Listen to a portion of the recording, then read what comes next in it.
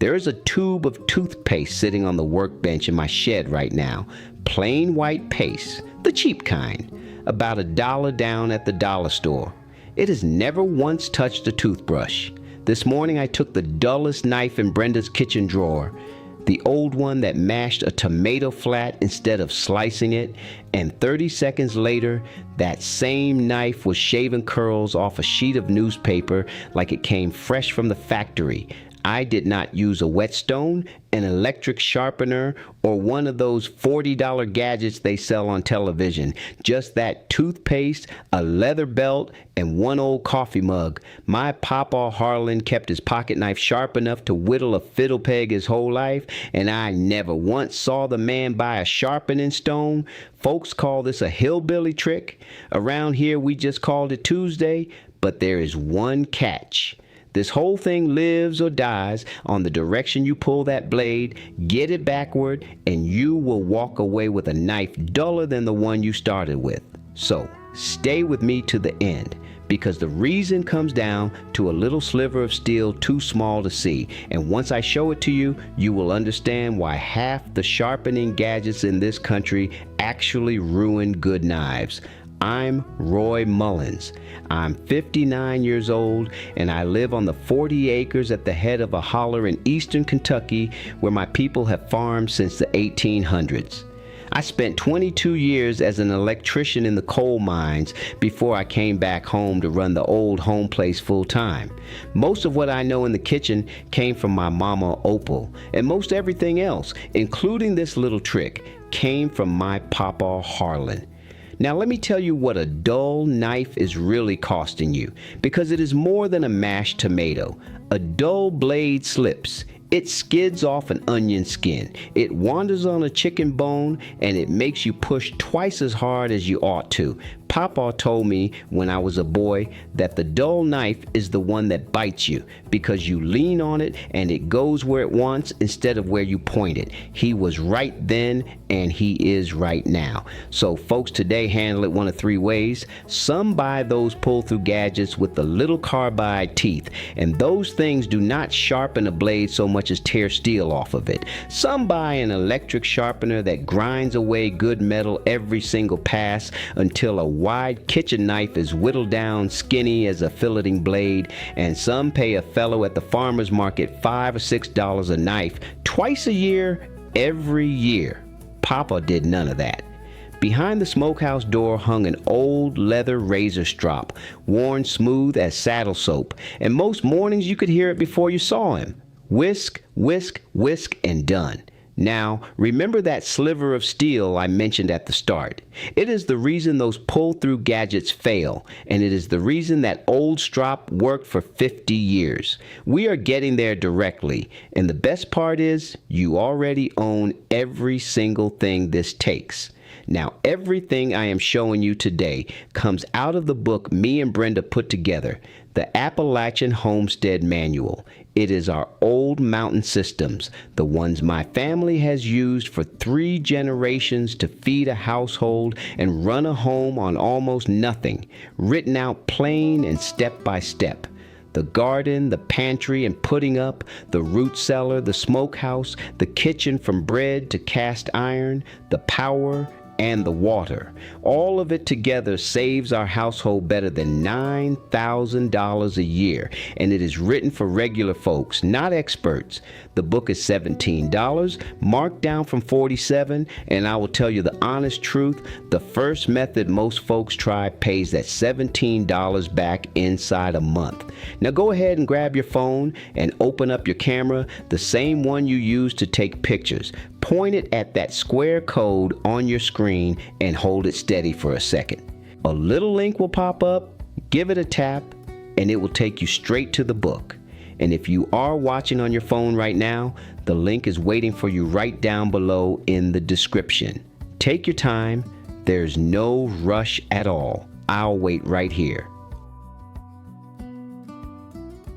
All right, let's get that knife of yours sharp. First, go gather your tools, and I would bet money you will not leave the house to do it. You need 1 ceramic coffee mug, the plain kind from the kitchen cabinet, Turn it upside down and run your thumb around the bottom rim. Most mugs have a rough, unglazed ring down there, and it should feel like fine sandpaper. If it feels slick as glass all the way around, grab a different mug. You need one leather belt, a plain one, and check that the backside of it is smooth with no stitching or rivets down the middle. Papa used a proper razor strop, but an everyday belt does the same job. You need that tube of plain white toothpaste. The paste now, not the clear gel. The gel will not work, and I will tell you exactly why before we are done. Because it is the same reason this whole trick works at all. And last, you need one dish towel and a rag. Step 1 is the coffee mug, and this is the part that does the heavy work. Set that mug upside down on a folded dish towel near the edge of the kitchen counter so it cannot skate around on you. Press down on it with your off hand and keep those fingers up on top, out of the road. Now lay the edge of the blade against that rough ring and tilt it up just a hair, about the width of 2/4 stacked under the spine of the knife. That is 2/4, not a big steep angle, and holding that low angle steady matters more than anything else you do today. Now drag the edge across the ring, heel to tip, like you are trying to shave a whisper-thin slice off the ceramic, and always stroke away from the hand holding the mug. 10 strokes on that side, then flip the knife over and give it 10 strokes on the other side. 10 and 10. You will hear a soft, gritty whisper, and that is the sound of the edge coming back. The reason this works is simple. Fired ceramic is harder than knife steel. That rough ring is doing the same job as a sharpening stone, and it has been hiding under your coffee this whole time. Now here is where most folks would stop, and here is where most folks go wrong. Right now that edge is awake, but it is ragged. If you quit here, the knife will cut for a day or two and go dull on you again. And the reason is that invisible sliver of steel I keep promising you. Hold on to that thought, because step 2 is where we deal with it. Step 2 is the belt and the toothpaste, and this is the 30 seconds that makes the magic. Hang your belt by the buckle over a door handle, a nail, or a sturdy drawer pull. Smooth backside facing up, and pull the loose end tight with your off hand so the leather is flat as a board. Squeeze out a dab of that white toothpaste about the size of a pea and smear it thin down the leather with your thumb. Now listen close, because this is the part everybody gets wrong, and it is the direction I warned you about at the start. Lay the blade nearly flat on the leather with the sharp edge facing back towards you, and push the knife away from you. Spine first, spine first. The dull back of the knife leads, and the sharp edge trails behind like a sled. Never ever pull that blade edge first down the belt, or you will cut the leather in two and undo your work besides. 10 strokes away from you, flip the blade over at the end of each pass and give the other side 10. 10 and 10 again. Keep the angle low and keep it lazy. No pressure. Let the leather and the paste do the work while you just steer. Now wipe the blade clean with your rag, wash it with soap and water before it touches food, and let's see what we did. Take a single sheet of newspaper, hold it up by one corner, and slice down through it.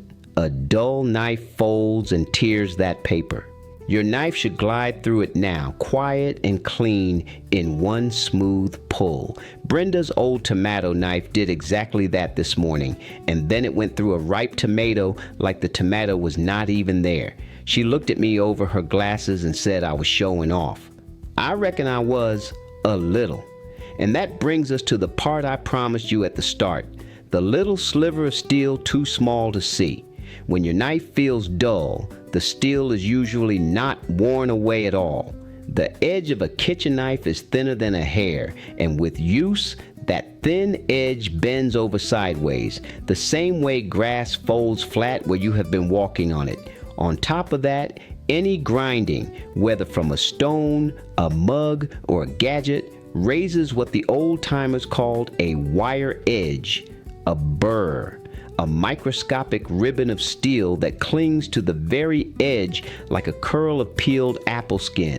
That wire is the whole ball game. It feels sharp for a day, then it folds over and your knife is suddenly dull again for no reason you can see. This is exactly why those pull-through gadgets disappoint people. They tear up a big ragged wire edge and leave it hanging there. Now, the strop pull spine first does two things at once. The leather drags that folded edge straight and standing tall again, and the toothpaste finishes the job because plain white paste is loaded with a fine, gentle grit. It is the very thing that lets it polish your teeth without scratching them, and it polishes that wire edge clean off the steel the same way. That is why the gel will not work. There is no grit in it. And now you know why the direction decides everything. Spine first, the leather sweeps the wire straight and wears it away. Edge first, you fold that wire right back over and slice your belt for your trouble. Barbers understood this 100 years ago. That is why a barber stropped his razor before every single shave. He was not sharpening it. He was standing that invisible edge back up. Pawpaw knew it too, even if he never used the word microscopic in his life. And that little piece of know-how right there is one page out of the book me and Brenda put together. The rest of the Appalachian Homestead Manual works the same way, plain and step by step. The why right alongside the how, covering the garden, the pantry, the root cellar, the smokehouse, the kitchen, the power, and the water. $17 down from $47, and around here we figure a book that saves you the price of new knives, and a whole lot more has already paid its way. Now go ahead and grab your phone and open up your camera, the same one you use to take pictures. Point it at that square code on your screen and hold it steady for a second. A little link will pop up, give it a tap, and it will take you straight to the book. And if you are watching on your phone right now, the link is waiting for you right down below in the description. Take your time. There is no rush at all. I'll wait right here. So there it is. A mug to wake the edge, a belt, and a dab of toothpaste to stand it up, 10 strokes and 10 strokes, spine first, and your dullest knife shaves newspaper in 30 seconds. Now tell me something. Did your mama or your papa have their own way of keeping a blade sharp? Put it in the comments below. Those little family ways are exactly the kind of knowledge that gets lost when nobody writes them down, and I read every single one. And come on back next time, because I am going to show you how Mama Opal kept her cast iron slick as glass without a drop of store-bought spray, using something most folks throw out every single week. Y'all take care now, and God bless.